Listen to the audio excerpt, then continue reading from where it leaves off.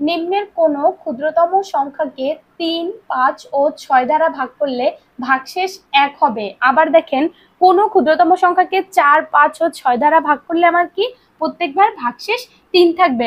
অর্থাৎ এই ধরনের অঙ্কগুলো আমাদের কি বিভিন্ন নিয়োগ পরীক্ষায় আসে।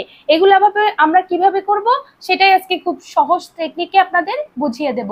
প্রথমে কি বলছে যে আমাদের কোন ক্ষুদ্রতম অর্থাৎ সবচেয়ে ছোট সংখ্যাটাকে আমরা আগে এই 3, 5 ও 6 দ্বারা ভাগ করলে প্রত্যেকবার আমাদের ভাগশেষ কত থাকতে হবে? 1 থাকতে হবে। তাহলে আমরা কি করব, প্রথমে সবচেয়ে ক্ষুদ্রতম যে অপশনগুলো দেওয়া থাকবে তার ভিতর সবচেয়ে ক্ষুদ্রতম সংখ্যা যেটা থাকবে সেটাকে আমরা প্রথমে তিনটা সংখ্যা দ্বারা ভাগ করব। এখানে আমার ক্ষুদ্রতম সংখ্যা প্রথমে ছোট আছে কত? 31। আমি প্রথমে 31 নিলাম। আমাকে কি করতে হবে? তিনটা সংখ্যা দ্বারা কি ভাগ করতে হবে। তাহলে প্রথমে 3 দ্বারা ভাগ করেন। 3 দ্বারা ভাগ করলে 3 দশে 30 আমার 1 থাকে, তার মানে 1 অবশিষ্ট আছে।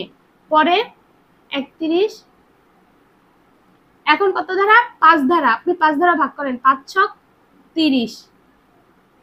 এখানেও 1 অবশিষ্ট আছে, তার মানে আমার দুইটা কিন্তু হয়ে গেছে। এখন কত আছে লাস্টে? 6। 6 দ্বারা করেন, 5 ছক 30। তার মানে এইখানেও 1 আছে। তার এই তিনটাই আমার কি, তিনটাকেই এই 31 দ্বারা ভাগ করার পর আমার কি ভাগশেষ 1 রয়েছে। তাহলে আমার উত্তর হবে কত? 31। দেখেন